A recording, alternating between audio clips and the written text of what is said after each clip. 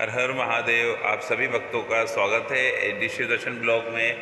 दोस्तों, आज हम आपको सावन माह के पवित्र महीने में एक बहुत ही सुंदर कथा सुनाने वाले हैं और आप जो कथा सुनेंगे वो हमारे गुरुजी श्री इंद्रेश जी महाराज के द्वारा बताई हुई सावन माह की सबसे प्रिय कथा है। तो बहुत ही सुंदर कथा आज आपको सुनाने वाले हैं। आप सभी आनंद लीजिएगा और कथा को ज़्यादा से ज़्यादा शेयर कीजिए, जिससे कि इस पवित्र माह में अधिक से अधिक भक्तों तक पहुंच पाए। और जय श्री महाकाल। दोस्तों, हम आपको कराते हैं महाकाल मंदिर से दर्शन बाबा महाकाल जी के। तो आप सभी जने बने रहा कीजिए और वीडियो को ज़्यादा से ज़्यादा शेयर कीजिएगा और सुनिए कितनी सुंदर कथा बताई है हमारे गुरुजी इंद्रेश जी महाराज ने। हर हर महादेव। आज जिन भक्त का चरित्र हम सुनने वाले हैं वे हैं भक्त भूप श्री रत्नावती जी, रानी रत्नावती।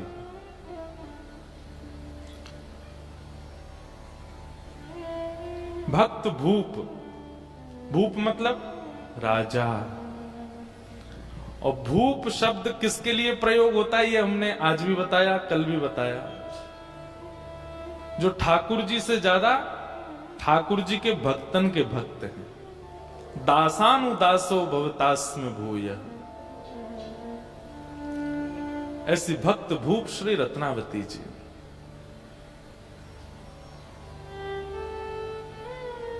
भैया, हरि की सेवा करोगे तो हरि तो वैकुंठ देत, हरि तो वैकुंठ देंगे, पर हरिजनों की सेवा करोगे तो हरिजन तो हरि ही देत। समझ में आई बात? लिख लीजिएगा कहीं पर। हरि की सेवा तो वैकुंठ देत, पर हरिजनन की सेवा तो हरि को ही देत। ठाकुर जी तो प्रसन्न है कि ज्यादा से ज्यादा कहा करेंगे वैकुंठ दे देंगे, लेकिन यदि हरिजन प्रसन्न हो गए, हरि के भक्त प्रसन्न हो गए, तो वो तो हरि को ही दे देंगे आपको। और ऐसी भक्तिमती श्री रत्नावती जी, नाभाजी उनको भक्तमाल में भक्त भूप कहते हैं। पृथ्वीराज नृप कुल वधू भक्त भूप रत्नावती,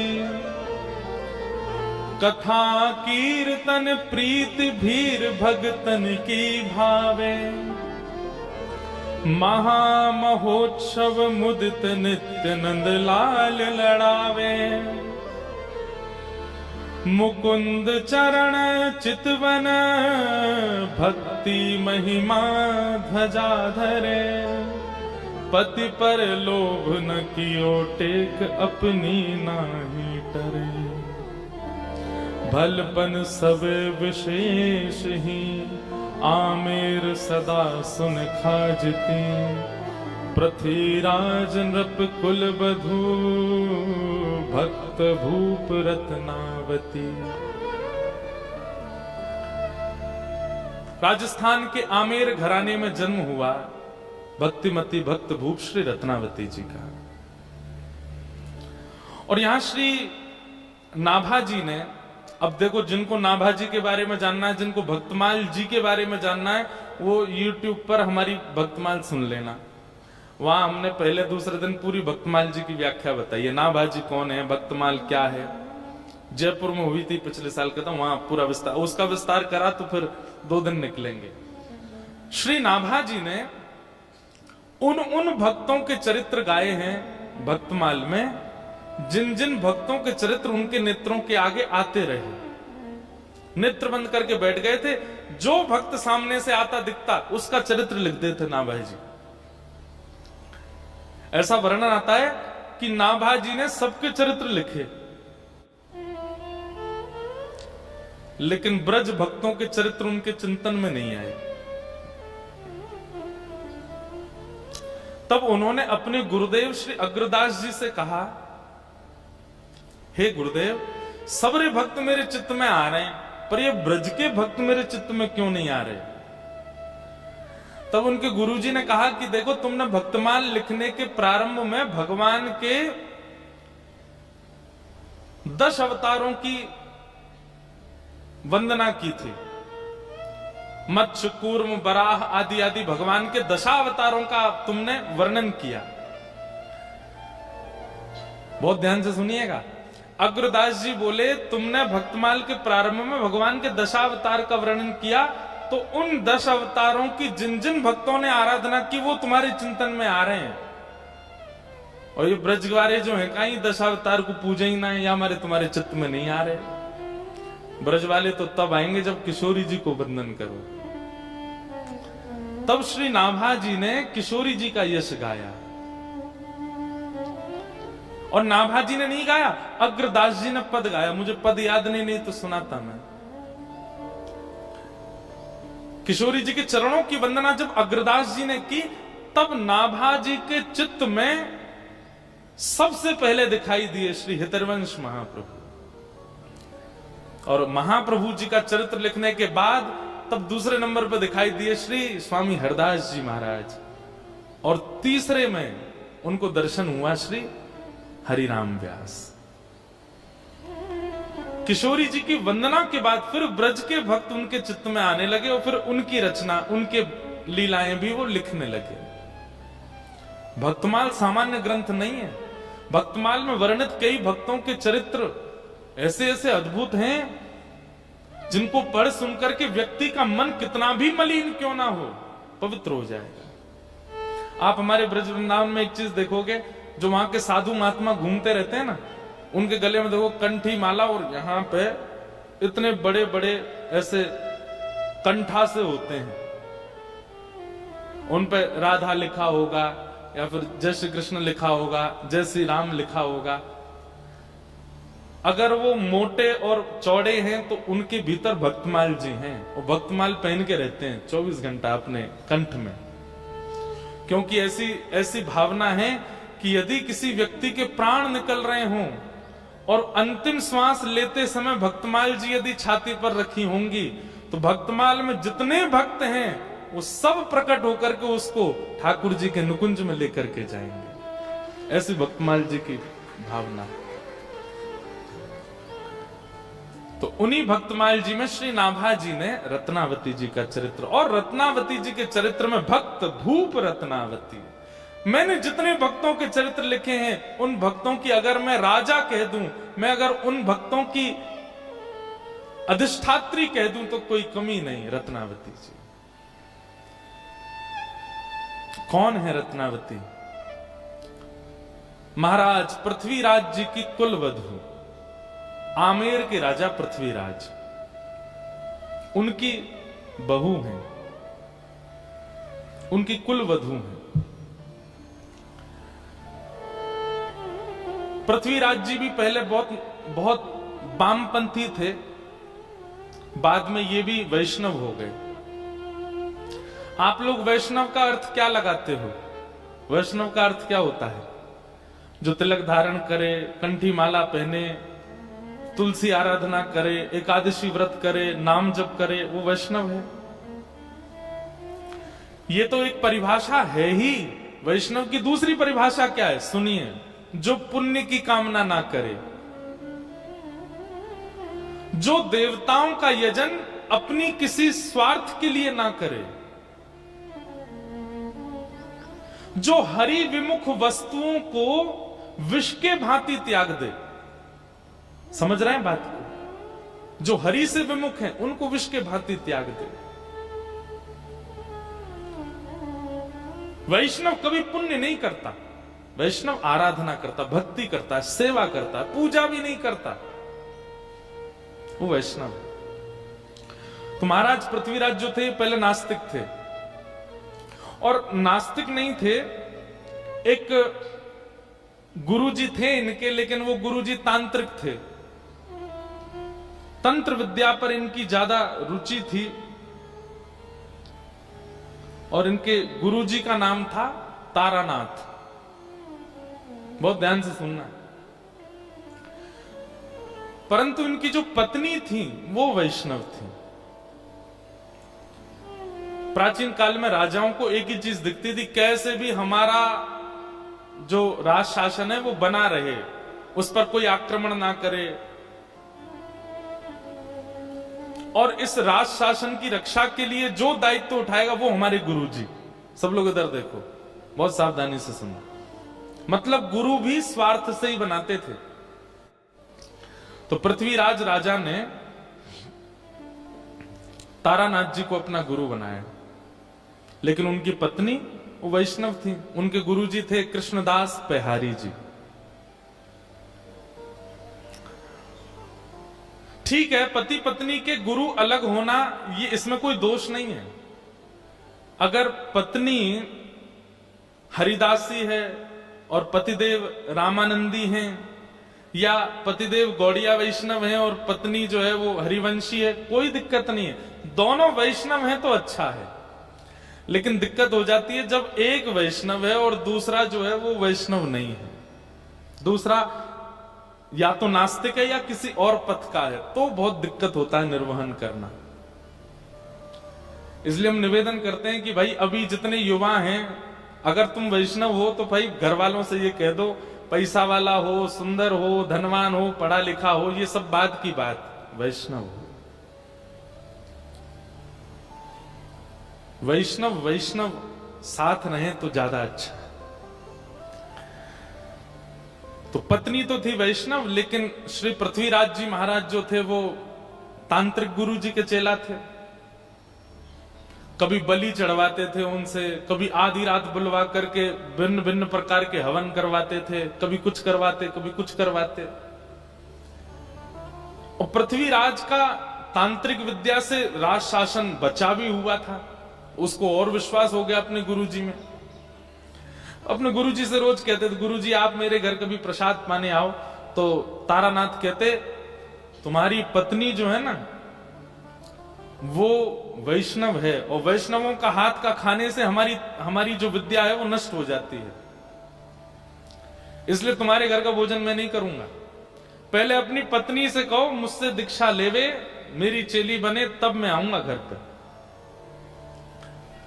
अब तो घर में पहले कोई विवाद नहीं था, लेकिन अब विवाद होने लगा। क्यों? पृथ्वीराज जी आते और अपनी पत्नी से रोज लड़ते, तुम्हारी वजह से गुरु जी घर नहीं आ रहे हैं, तुम वैष्णव हो, तुम ठाकुर जी की सेवा करती हो, तुम्हारे गुरु जी कृष्णदास पेहारी जी इसलिए गुरु जी नहीं आते, तुम्हारी वजह से हमारा घर जो है गुरु जी के चरणों से नहीं अंकित हो पाया। अब पत्नी कहे मुझे आपके गुरु जी से कोई दिक्कत नहीं, आप किन्हीं को भी भजो, लेकिन अब मैं एक बार दीक्षा ग्रहण कर चुकी, मैं वैष्णव परंपरा में आ चुकी, मैं कैसे त्याग दूं?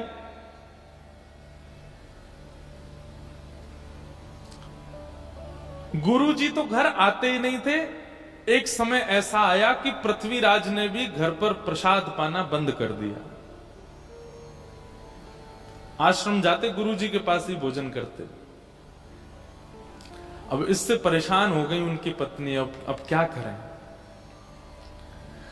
तब एक दिन कृष्णदास पेहारी जी के दर्शन करने के लिए पत्नी गई और उन्होंने जाके चरणों में निवेदन किया, गुरुजी मुझे कोई दिक्कत नहीं कि मेरे पति के गुरुदेव अलग, पर उनकी वजह से घर में ये सब होता है, वो मुझे जबरदस्ती कहते हैं इनसे दीक्षा लो, आप कुछ कृपा करो। कृष्णदास पेहारी जी ने केवल इतना पूछा, तुम्हारे पति के गुरुदेव वैष्णव हैं कि नहीं, ये बताओ। बोले नहीं वैष्णव तो नहीं, वो तो तंत्र विद्या करते हैं, नींबू टांग दो, मिर्ची यूं कर दो, यहाँ पे ये कर आओ, वहां पे पीछे दिया जलाओ, पीछे मुड़ के मत देखना, ऐसे ऐसे क्रिया करवाते हैं, ये वैष्णव का काम नहीं। और एक बात और बोले आपको, बुरा तो नहीं मानेंगे, आजकल हम सब लोगों का रुझान भी ऐसी जगह बहुत ज्यादा हो गया। कई लोग आते महाराज जी हम बहुत दुखी हैं, हमारे जीवन में बहुत कष्ट है, तो हम उनसे अगर सीधे कहते नाम जप किया करो, ये महाराज जी कुछ नहीं जानते, यूं कह रहे नाम जप करो। लेकिन उनको एक बात कह दो, सुनो आगामी सोमवार से रात के 12 बजे स्नान करना।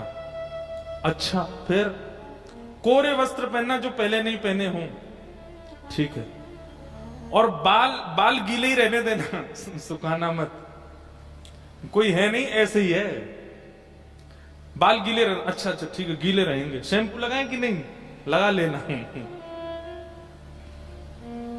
और फिर एक शुद्ध आसन लेना, उस पर बैठ जाना, अच्छा सीधे बोल दिया आसन में बैठ के नाम जप, तो भी नहीं, आगे 2 पात्र रखना।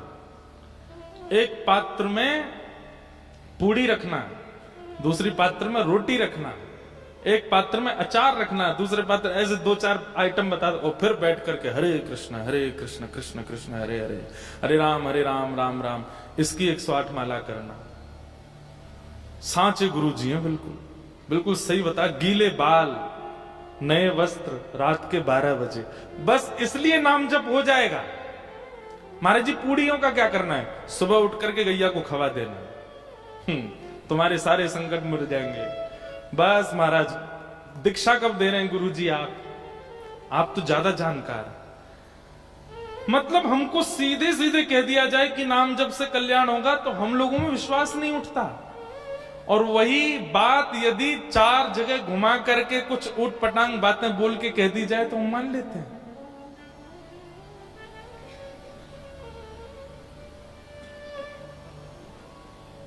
एक बार शिवरात्रि पर मैं गया दर्शन करने महादेव के, तो शंकर भगवान पे काली मिर्च चढ़ी हुई थी खूब सारी।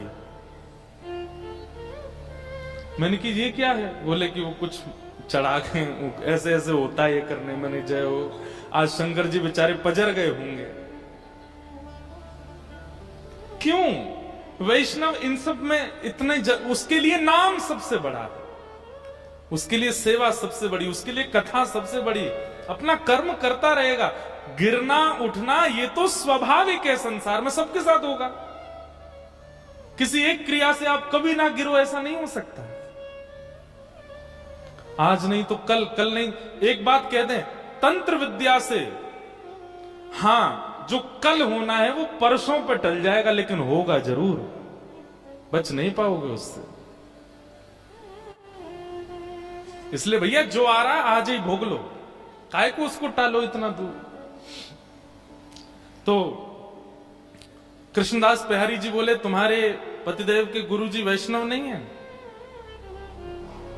बोले वैष्णव तो नहीं है, वो तो ये सब क्रियाकलाप करवाते हैं। बोले रुको हम देखते हैं उनको जाके।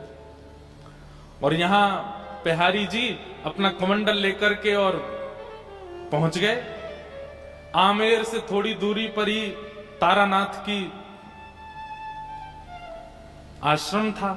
वो आश्रम के द्वार के बिल्कुल बाहर जाकर के कृष्णदास बिहारी जी बैठ गए, अपना चिमटा गाड़ दिया, धूना लगा करके वो बैठ के वहीं अपना भजन करने लगे।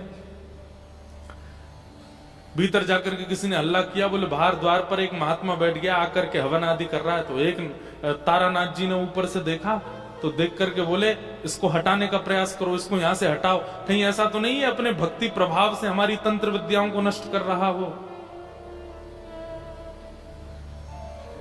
सब लोगों ने जाकर के प्रयास किया, लेकिन कृष्णदास बिहारी जी को कोई हटा नहीं पाया।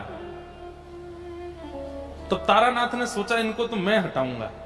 तो उसने क्या किया, अपनी तंत्र विद्या से शेर का रूप धारण किया। और शेर का रूप धारण, उसको लगा ये डर के मारे भाग जाएंगे। शेर बन करके जैसे ही आया कृष्णदास बिहारी जी के पास, दहाड़ने लगा सामने खड़ा होकर के। कृष्णदास बिहारी जी बोले, हो तो तुम गधे और बन के शेर आए हो। कमंडल से जल हाथ में लिया और भजन के प्रताप से उस पर डाल दिया। बोले जो तुम्हारा स्वभाव है तुम वैसे बन जाओ। वो शेर से गधा ही बन गए। और गधा बन करके महाराज भागे भागे भागे दूर जाकर के कहीं गधा के झुंडन में खड़े हो गए। पृथ्वीराज राजा का नित्य का नियम था कि वो रोज अपने गुरुजी को प्रणाम करने जाते थे। आज जैसे ही गाजे बाजे दल बल के साथ में गुरुदेव को प्रणाम करने के लिए आए,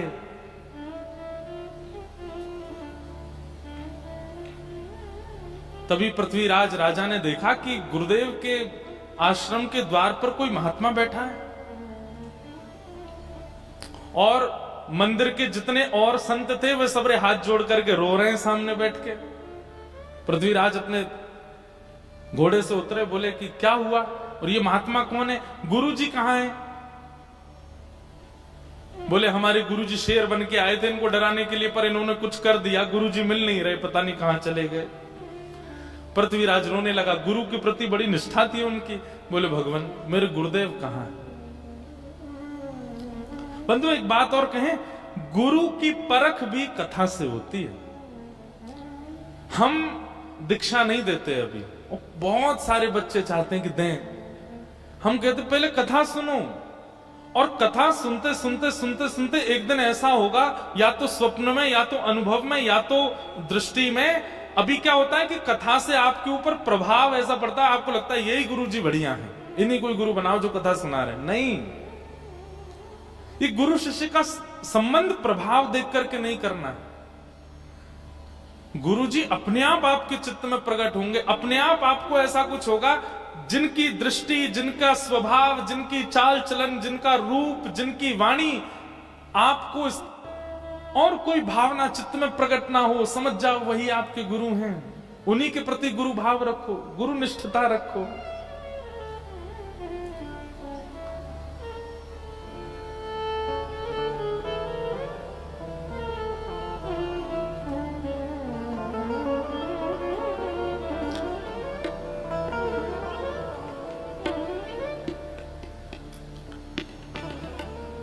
चरित्र, भगवत चरित्र और भक्त चरित्र, ये भी सामर्थ्य प्रदान करते हैं, दृष्टि प्रदान करते हैं, अनुभव प्रदान करते हैं, कौन गुरु कौन नहीं।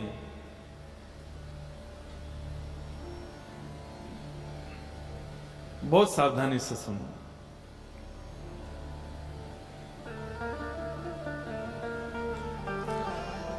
तो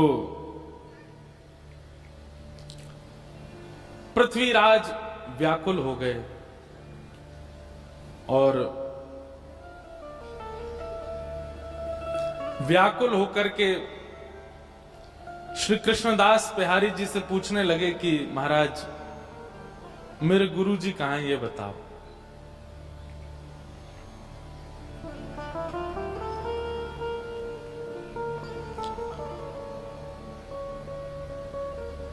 मैं निवेदन कर रहा था कि गुरु बोध भी सत्संग कराता है। कई बार कई लोग ऐसे प्रभाव में पढ़ करके भी गुरु बना लेते हैं, और फिर बाद में उनको लगता है कि शायद हमारे जीवन में परिवर्तन नहीं हो पाया। गुरु वही जो हरि सो मिलावे, गुरु वही जो भक्ति मार्ग दिखावे, गुरु वही जो वृंदा विपिन बसा दे, जो वृंदावन बसा दे, सब छुड़वा दे, तो वृंदावन ही प्रिय लगने लग जाए, वही गुरु है। गुरु वो नहीं जो अपनी आराधना प्रधान रखे। कई लोगों के वचन ऐसे होते हैं कि उनके वचनामृत सुन के वो प्रिय लगने लगते हैं, पर वचनामृत वो श्रेष्ठ जिनके वचनामृत से श्री कृष्ण प्रिय लगने लगे, जिनके वचनामृत से श्री जी प्रिय लगने लगे, वो वचन श्रेष्ठ। तो पृथ्वीराज गलत गुरु बना चुके हैं अपने जीवन में। आज पेहारी जी के सामने जाकर के बोले महाराज मेरे गुरु जी कहां हैं, मैं आपसे कुछ नहीं चाहता, अपने पूरे आमेर के किले को आपके चरणों में न्योछावर कर दूंगा, बस मेरे गुरुदेव का पता बता दीजिए वो कहां है।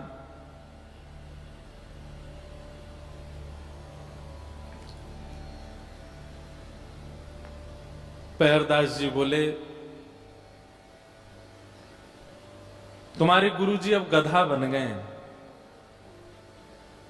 पृथ्वीराज सुनकर के पहले तो गुस्सा हो गया, बोले ये क्या बोल रहे हैं? बोले हम सत्य बोल रहे हैं, ढूंढ लो, नहीं तो तुम तो राजा हो, पूरी सेना लगा के ढूंढ लो, तुम्हारे गुरुजी मिल जाए तो। पृथ्वीराज ने यही किया, पूरी सेना लगा दी, 3 दिन निकल गए लेकिन गुरुजी नहीं मिले। अंत में आके बोले बताइए ना कहां? बोले हम तुम्हें बता रहे हैं तुम्हारे गुरुजी गधा बन गए। तो बोले गधा बन के भी तो कहीं गए होंगे। बोले गधाओं के झुंड में जाके ढूंढो, मिल जाएंगे। बोले पता कैसे लगेगा? हाँ हमारे गुरुजी हैं। तो तुम्हारे गुरुजी क्या करते थे? कानन में कुंडल पहनते थे, पैरों में कड़ूला, हाथ में कड़ूला पहनते थे। बोले हाँ, जो 4 कड़ूला वाले कान में कुंडल वाला गधा वही तुम्हारे गुरुजी हैं, जाओ ले आओ। पृथ्वीराज गया, गधों की खोज करने लगा। तभी एक दूर गधा बैठा था, नेत्रों से आंसू गिर रहे थे, उसके कानों में कुंडल थे, हाथों में कड़ूला। पृथ्वीराज गिर गया, जय हो गुरुदेव, मेरे गुरुदेव मिल गए। लेकर के बिहारी जी के पास आया, बोले ये आपने क्या कर दिया मेरे को? बोले देखो हम तुम्हारी नेत्र खोलना चाहते हैं। ये तंत्र विद्या में पड़े हुए और दुनिया भर के इन सब कार्यों में पड़े हुए ये गुरु नहीं हो सकते हैं। गुरु वही जो हरि सो मिलावे। क्षमा कीजिए, एक तो आपकी भी गलती है, आपकी नहीं मतलब हम तो पूरी दुनिया को ही कह रहे हैं, गलती है कि हम गुरु से भी केवल अपनी जिज्ञासाएं ही क्यों पूछते हैं। हमारे घर में सब सुखी हो जाए, सब अच्छा हो जाए, यही याचना क्यों करते हैं? कभी ये क्यों नहीं कहते कि चलिए भले ही हमारे घर में सब कलेश हैं, हमारे घर में सब व्यथित है, हमारे काम नहीं बनते, पर ये सब छोड़िए, ये बताइए हरि कब मिलेंगे, ठाकुर जी कब मिलेंगे?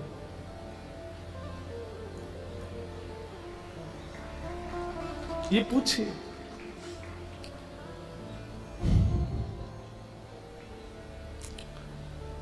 बिहारी जी ने कहा तुम्हारे गुरुजी तंत्र विद्या बहुत जानते थे, इनसे कह दो अपने आप अपने रूप में आ जाएं।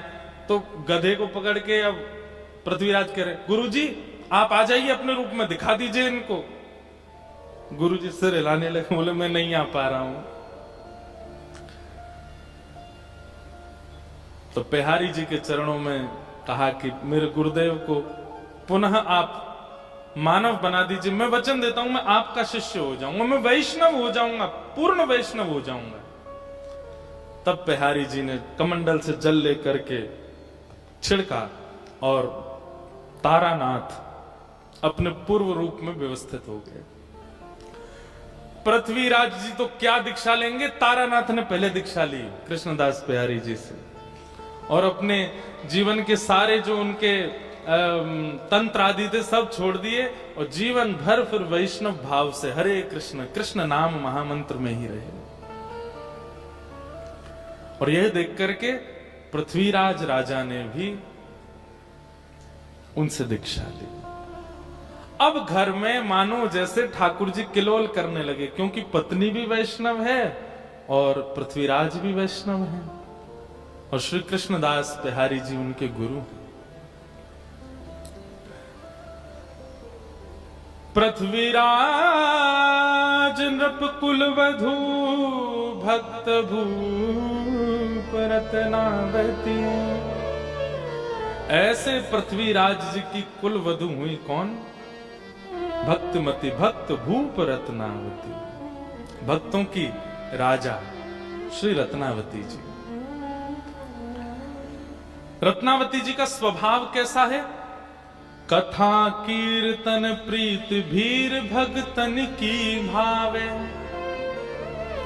दो प्रकार की भक्ति पद्धति होती हैं, एक तो होती है साधक पद्धति और एक होती है भक्त पद्धति। साधक पद्धति में आप जितना हो सके आपको एकांत में रहना पड़ेगा, ना लोगों से मिलिए, ना किसी के प्रसंग में जाइए, ना किसी को अपने पास बुलाइए, जितना हो सके एकांत में रहकर के भक्ति मार्ग को चुनिए। ये साधक पद्धति है, एकांत वासा। और दूसरी पद्धति होती है भक्ति पद्धति जो हम लोग कर रहे हैं। भक्ति पद्धति में अकेले नहीं रहना है। इसमें क्या करना है? तो अकेले नहीं रहना, तो कैसी भीड़ में रहना है? बोले हरि नाम गाने वाले, हरि सुमरण करने वाले, हरि तिलक लगाने वाले, हरि जी को भजने वाले, ऐसे चारों ओर इर्द गिर्द वैष्णव बैठे हो, बीच में हम रहें, ऐसों के बीच रहना। कथा कीर्तन प्रीत भीर भगतन की भावे। कथा कीर्तन में रुचि होना और भक्तों की भीड़ देख करके हृदय में अति आनंद होना। इतने सारे वैष्णवों को देख करके मन प्रफुल्लित हो जाए। किसी अन्य के माथे पर वैष्णव तिलक देख करके, कंठ में वैष्णवी माला देख करके आपके चित्त को अत्यंत आनंद होता हो। हम ये बात भैया बहुत कहते हैं कथा में कि जैसे ही कपाट खुलते ही राधा रमन जी को देखते ही आपकी भुजाएं खड़ी हो जाती हैं, रोंगटे खड़े हो जाते हैं, मुख से नाम स्मरण प्रारंभ होता है, बोल राधा रमन लाल की। ऐसे ही राह चलते भाई कोई भक्त को देख करके रेलवे स्टेशन, बस स्टैंड पर या एयरपोर्ट पर कोई वैष्णव देखा और कोई लज्जा ना करी, तुरंत बोले महाराज श्री राधा वल्लभ लाल की। उसके तिलक स्वरूप को देख करके आप इतने प्रसन्न हो गए। समझो अब आप ठाकुर जी के मिलन के बहुत समीप आ चुके हो, क्योंकि जो सुख आपको ठाकुर को देखने में प्राप्त होता है वही सुख आपको वैष्णव भेषधारी को देखने में प्राप्त होता है। जैसे दिल्ली से अमृतसर आने में माइलस्टोन आते हैं, Amritsar 150 kilometre, Amritsar 50 kilometre, Amritsar 10 kilometre. जैसे जैसे किलोमीटरों के साइन बोर्ड आते हैं राहत मिलती है। ठीक वैसे ही भक्ति पथ पर ये एक साइन बोर्ड है कि एक अन्य वैष्णव को देख करके आपके चित्त को बहुत शीतलता मिलती है, बहुत आनंद मिलता है। हमारे अष्ट सखा गाते हैं, गिरधर जब अपनों कर जाने, गिरधर जब अपनों कर जाने। ठाकुर जी ने आपको अपना लिया है, ये कब जानो? इस पद में बताया, गिरधर जब अपनों कर जाने, गिरधर जब अपनों कर जाने। होता को मन भगतन की सेवा, ताको को मन भगतन की सेवा, को मन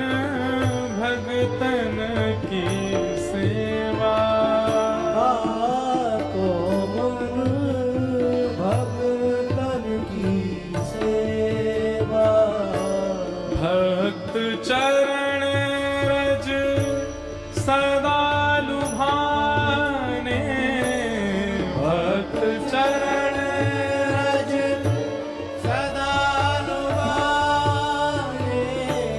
भक्त चरण रज सदा लुभाने, भक्त चरण रज सदा लुभाने।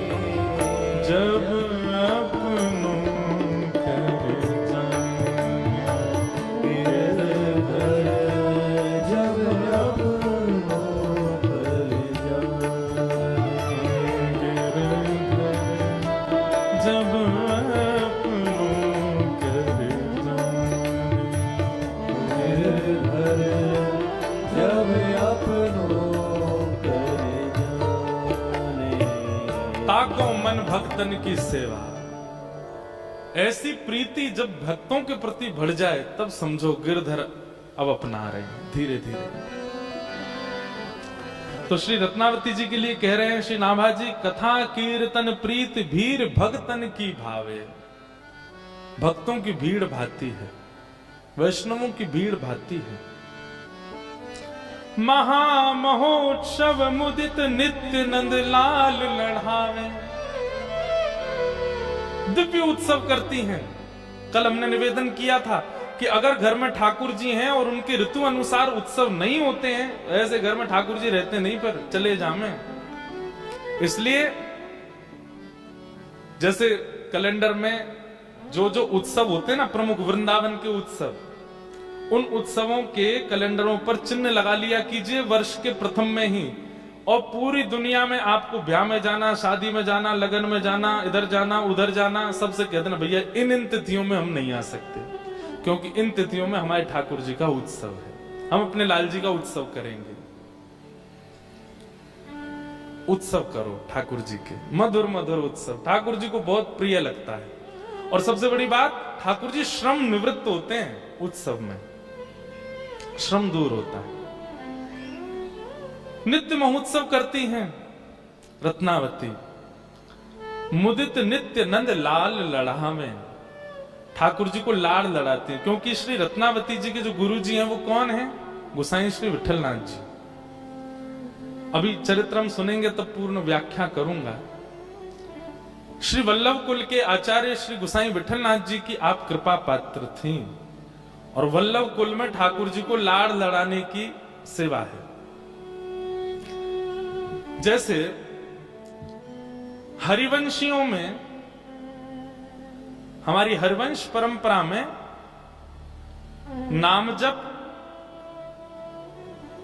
आचार्य प्रणाली का पाठ और निकुंज में प्रिया प्रियतम की सेवा सहचरी भाव से ये प्रधान है। ऐसे ही स्वामी श्री हरदास जी की परंपरा में नाम रज की सेवा, नाम सेवा, निकुंज लता गुलमों की सेवा और प्रिया प्रियतम की सखी भाव से सेवा। लेकिन श्री वल्लभ कुल में ठाकुर जी लाला हैं, छोटे से लाला हैं। इन पे चलो ना जावे हमें चलवानो है, इन पे खायो ना जाएगो हमें खवानो है। इनके छोटे छोटे दांत हैं, वहां के अनुसार नरम नरम रोटी बनानी है। अभी गर्मी को समय आ गया हो तो ठाकुर जी को ऋतु अनुसार ये इत्र लगाना। अन्य संप्रदाय में तो आप कोई भी इत्र कभी भी लगा दो, पर वल्लभ कुल में तो ऋतुओं के अनुसार ही इत्र लगेगा। गर्मी में ठाकुर जी को गुलाबी लगेगा, मोगरा ही लगेगा, खसका ही लगेगा। सर्दी आ जाएगी तो ठाकुर जी को हिना का लगेगा, ठाकुर जी को कस्तूरी का लगेगा। ये सब भाव रखे जाते हैं वहां पर। इस भाव से सेवा की नेक्स्ट से लाला है, इसलिए नंदलाल लड़हावे। एक बार का प्रसंग है कि श्रीनाथ जी की सेवा चल रही थी और एक बिल्ली आ गई भीतर गर्भगृह में। तो ठाकुर जी खड़े खड़े, जैसे बिल्ली आई, गुसाई जी श्रृंगार कर रहे थे तो ठाकुर जी बोले, ओए बिल्ली आ गई, बिल्ली आ गई, बिलौटा आगो, जाए भगाओ, जाए भगाओ। गुसाई जी ने बिल्ली भगाई, बिल्ली भगा के बोले, आप त्रिलोकीनाथ हो, आप जगत नियंता हो, पूरा विश्व आपने बनाया, जी बिल्ली वो आपने बनाई हो, यही तो डर रहे हो? भाई मानव डरे तो बात समझ में आती, किसी से बनावे वारो ही डर रहा है। ये सुनते ही ठाकुर जी मंदिर छोड़ के जाने लगे। गुसाई जी पीछे पीछे दौड़े, जय जय कहा अपराध है क्यों, मैंने कहा कर दियो, आप कहां जा रहे हैं? बोले तुम सबरे मुंह को लाला मानो और लाला मान के मेरी सेवा करो, और जब मुंह को लाला मानो है तो फिर लाला को तो डर भी लगे, लाला को तो रोनो भी आवे, लाला को तो भय भी लगे। लेकिन तुम परमात्मा ही मान रहे हो तो फिर परमात्मा की तरह ही सेवा करवाऊंगा अपनी। लाला मानो है तो फिर लाला मान के भजो। तो वल्लभ कुल में ठाकुर जी को लाला मानते। जन्माष्टमी के दिन बाकी जगह तो नाचेंगे गाएंगे, पर वल्लभ कुल में झुंझुना दिखाते हैं ठाकुर जी को। ठाकुर जी के आगे फिर के नहीं घुमाते हैं, ठाकुर जी के आगे गेंद उछालते हैं। क्यों? छोटे से लाला है ये भाव। तो महामहोत्सव मुदित नित्य नंद लाल लड़हावे, और मुकुंद चरण चितवन भक्ति महिमा ध्वजधारी।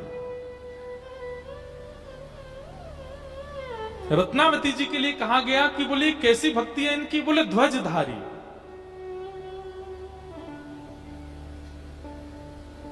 ध्वजा दूर से ही दिख जाती है।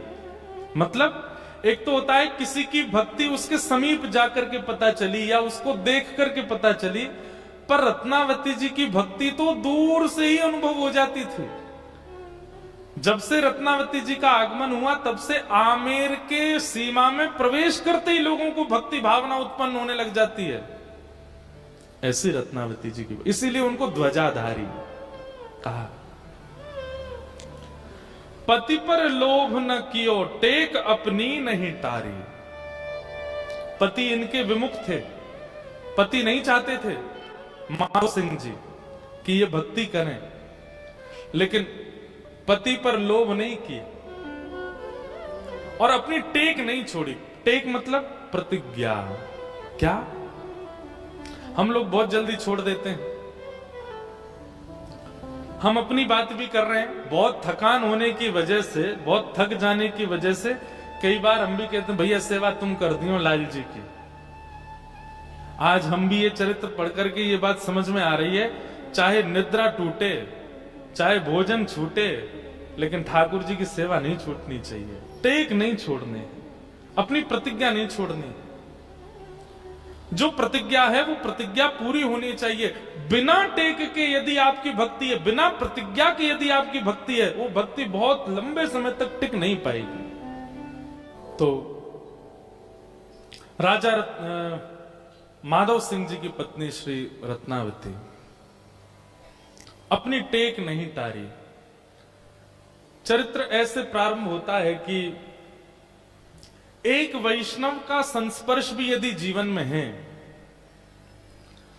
तो ठाकुर जी उसके माध्यम से भी आपको प्राप्त कर सकते हैं। बहुत सावधानी से सुनिए सब लोग। एक पूर्ण वैष्णव भी यदि जीवन में आ जाए और उसका संस्पर्श प्राप्त हो जाए तो उसकी कृपा से भी भगवत प्राप्ति संभव है। रत्नावती जी राजकुल वधू अपनी पूर्ण मर्यादा में रहती थी, लेकिन उनकी दासी गुसाई विठलनाथ जी की शिष्या और उसके चित्त में ठाकुर जी की अनन्य भक्ति विद्यमान।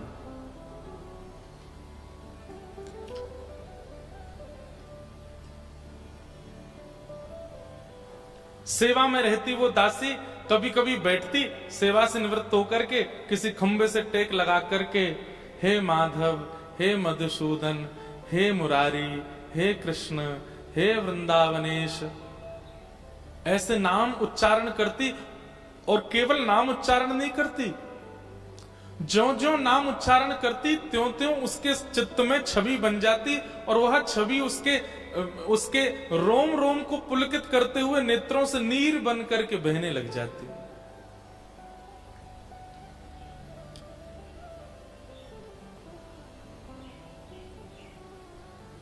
कृष्ण नाम जब ते सुनु रियाली, भूली री भवन में तो बाबरी भई रे। कृष्ण नाम जब ते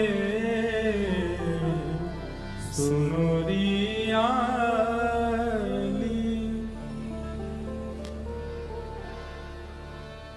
ठाकुर जी का नाम, ठाकुर जी की कथा, ठाकुर जी का रूप यदि चित्त वृत्ति को एक बार पकड़ लेगा तो स्थिति ऐसी हो जाएगी कि कोई बस कहीं चर्चा मात्र कर दे और उस चर्चा से आपका हृदय पिघलने लग जाए, नेत्रों से अश्रुपात होने लग जाए, रोम रोम पुलकित होने लग जाए। उस दासी की ऐसी स्थिति, और रत्नावती जी उसकी इस स्थिति को देखती थी। कृष्ण, माधव, मुरारी, मधुसूदन नाम आदि उच्चारण करती और बस बैठी बैठी रुदन करती रहती।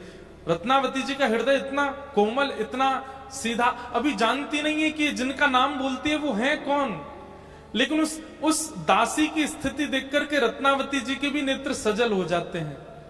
वो जाकर के उसको थोड़ा संभालने का प्रयास करती हैं, लेकिन जैसे उस दासी का स्पर्श करती हैं, उसके संस्पर्श में आते ही उनके चित्त में भी पता नहीं क्या भावना उत्पन्न होती है, नेत्रों से आंसू गिरने लगते हैं। वो स्वयं से पूछने लगती हैं, मैं क्यों रो रही हूं, मुझे क्यों विरह हो रहा है, मुझे क्यों व्याकुलता हो रही है, समझ नहीं पाती।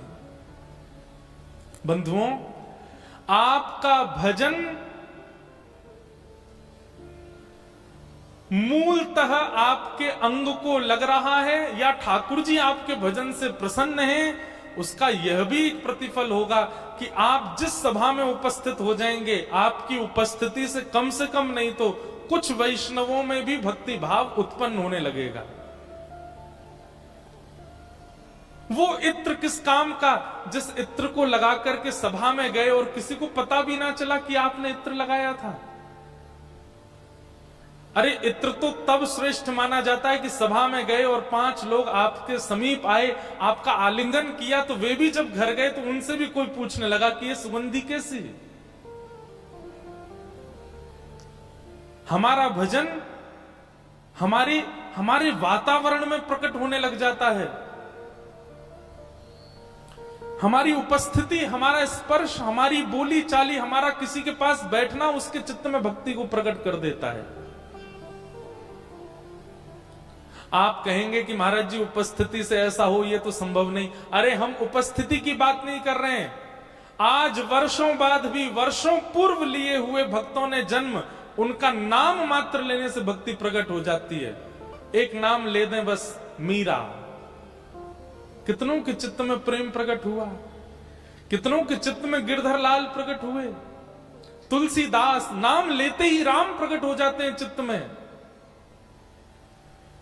सूरदास, नाम लेते ही गोपाल जी प्रकट हो जाते हैं चित्त में। प्रहलाद, नाम लेते ही नृसिंह प्रकट हो जाते हैं चित्त में। ध्रुव, नाम लेते ही चतुर्भुज हरि प्रकट हो जाते हैं चित्त में। अरे आप स्पर्श की बात करते हैं, हजारों वर्ष पूर्व लिए गए जन्म, उन भक्तों का नाम लेने मात्र से हरि प्रकट हो जाते हैं। स्पर्श से और उपस्थिति से कैसे नहीं होंगे? इसका मतलब हमारे भजन में ही सामर्थ्य नहीं है कि हमारी उपस्थिति से भी कोई फायदा नहीं हुआ किसी को।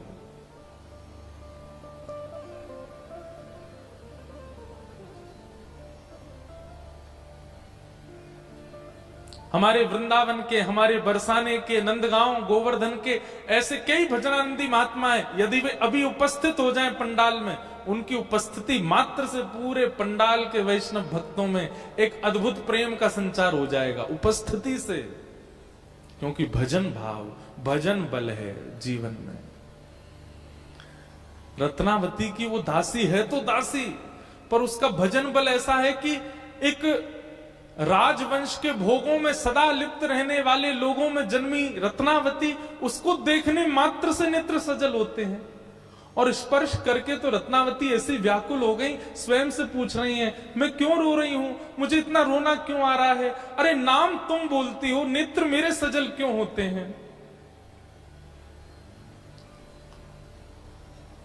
दासी को जब चेतना आई तब वह बताती है कृष्ण कौन है,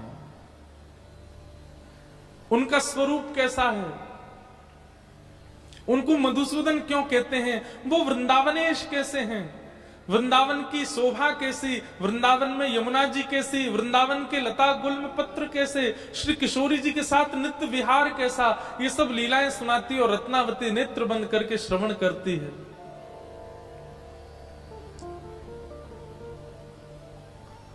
सत्संग सत्संग होता है, उसमें कोई बड़ा कोई छोटा नहीं होता है। एक दासी की कृपा से एक महारानी भक्त हो गई, ये रत्नावती जी के चरित्र में आता है।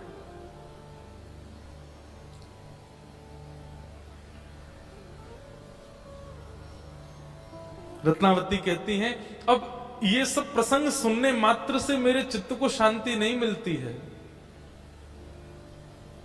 एकांत में बैठा करके और पूछती, और बताओ ना, और उनके बारे में कहो ना, और कैसे संभव हो। अब स्थिति ये हो गई कि चरित्र सुनते सुनते सुनते अब चरित्र से चित्त में शांति नहीं बैठती है, अब तो दर्शन की अभिलाषा है। दर्शन को नैना तपे, वचन सुनन को कान, मिलवे को हियरा तपे, हिय के जीवन प्राण, गोवर्धन वासी सांवरे, तुम बिन रयो न जान, गिरिराज लढ़ेते लाढ़ले, तुम बिन रयो न जान। एक बात कह दें, अनुचित लगे तो क्षमा, पर कथा में यदि कथा सुन के व्याकुलता नहीं हुई भगवत मिलन की, तो कथा कहां सुनी आपने? जोशी जी कथा करने आते हैं नित्य मीराबाई के यहां, और नन्ही सी मीरा सामने बैठ करके कथा सुनती है। कथा करने के बाद जब जोशी जी जा रहे होते हैं, सब लोग आकर के प्रणाम करते हैं जोशी जी को, पर मीरा आकर के उनका कुर्ता पकड़ लेती है और कहती है मेरे एक प्रश्न का उत्तर दीजिए ना। जोशी जी सोचते हैं छोटी सी लाली ज्यादा से ज्यादा क्या पूछेगी, कहो मीरा क्या प्रश्न है। नेत्र सजल हैं छोटी सी मीरा के, बड़े बड़े नेत्रों में अश्रुबिंद, और कहती है आप जिनकी कथा सुनाते हो, आप जिनके बारे में मंच पर बैठ के बोलते हो, जिनके गुण ऐसे, कर्म ऐसे, रूप ऐसा, स्वभाव ऐसा, ये जिनके बारे में आप बोलते हो, ये मुझे कब मिलेंगे, ये मुझे कब मिलेंगे। ऐसी जिज्ञासा आज तक जोशी जी से किसी ने नहीं की है जैसी वो छोटी सी मीरा कर रही है। और यही सत्संग का फल है कि सुनने वाले श्रोता के चित्त में वो व्याकुलता प्रकट हो कि मुझे कब मिलेंगे श्याम।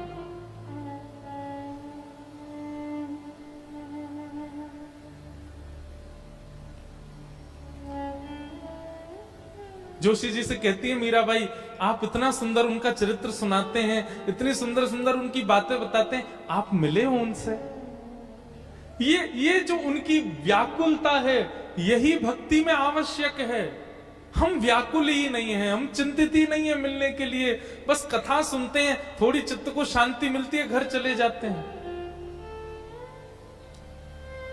पर रत्नावती इतने में शांत होने वाली नहीं है। अब रोज दासी से कहती है मुझे अब इससे मेरे चित्त को शांति नहीं, मुझे मिलना है, मुझे देखना है उनको,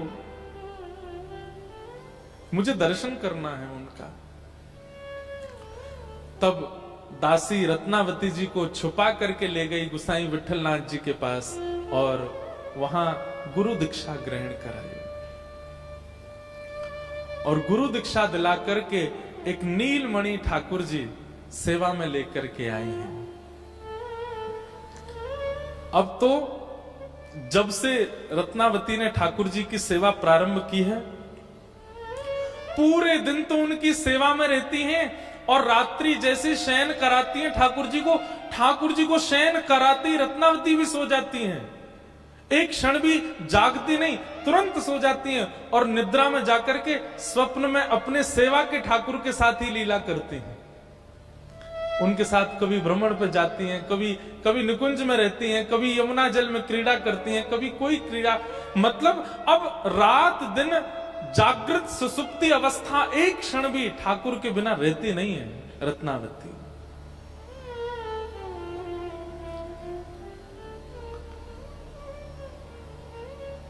दिन रात ठाकुर जी की सेवा में रहती हूं।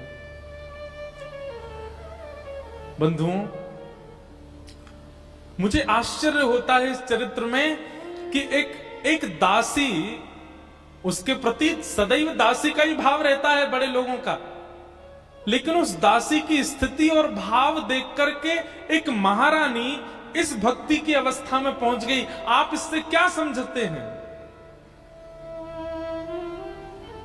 रत्नावती भक्त नहीं बनना चाहती है, रत्नावती भक्ति मार्ग में नहीं आना चाहती है।